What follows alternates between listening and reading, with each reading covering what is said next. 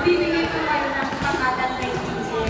Sino po yung pag-ibigay kapalitan ng isa? Hindi po tinawag natin ang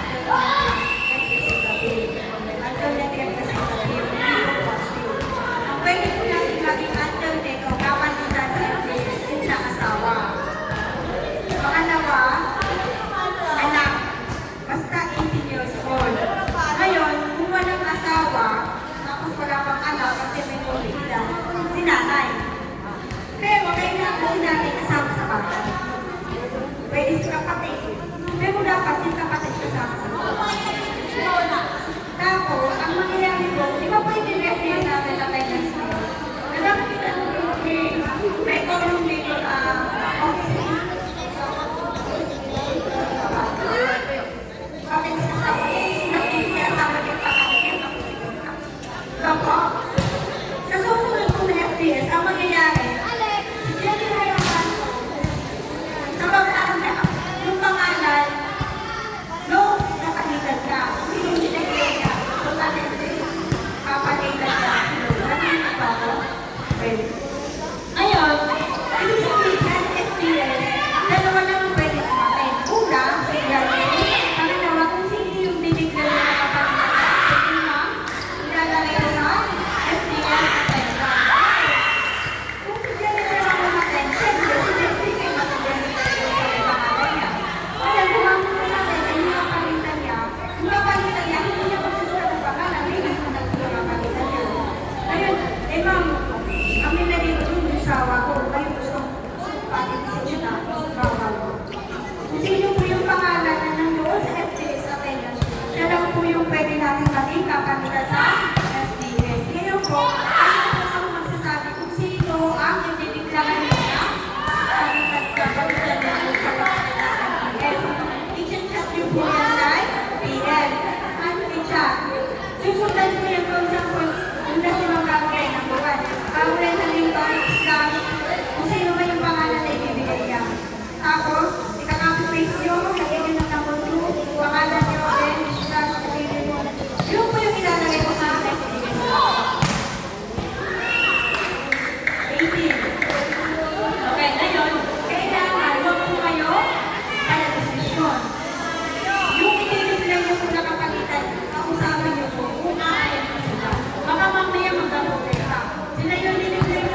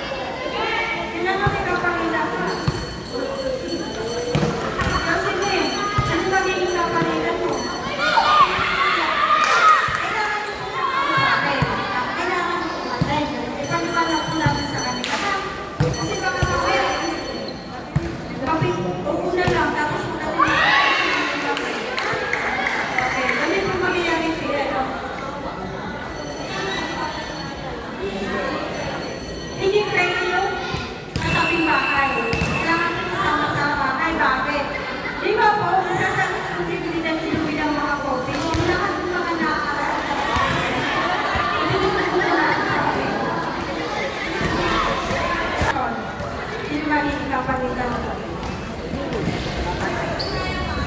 May letter sa akin. May warning letter ka sa akin.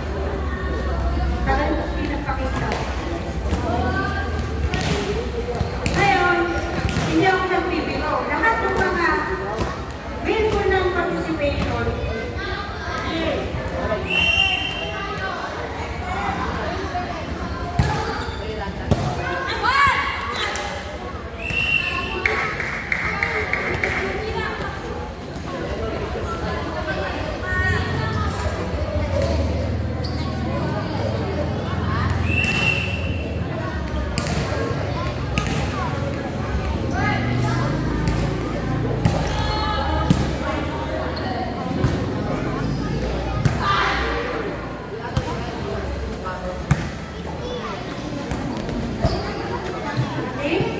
notice of warning, paunawa ng babala, pataling pamilya, pinipilipunan.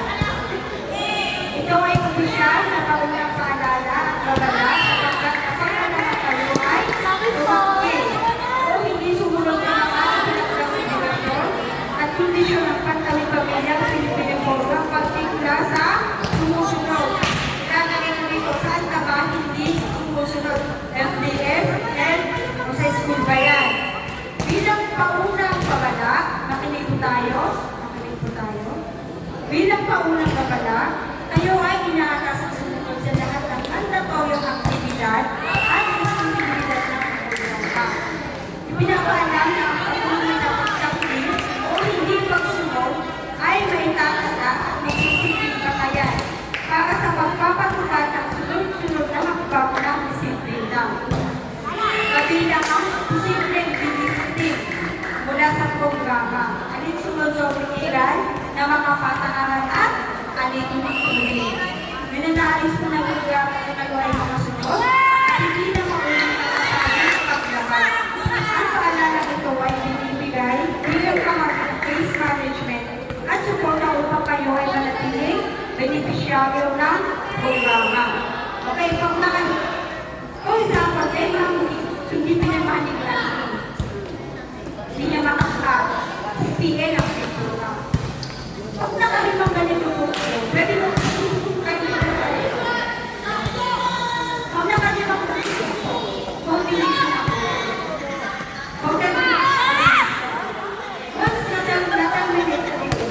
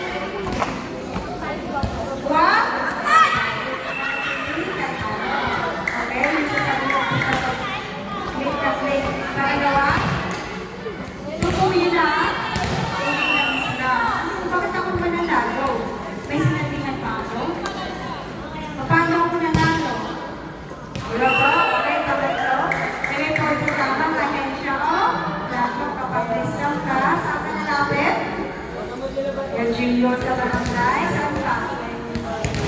Bilay, saan ka? Sa customer service na bangko, hindi kaya ng Gcash. BTC, kapag may nagiging sa mga ka, patay ang tawad, pwede ka mag-report sa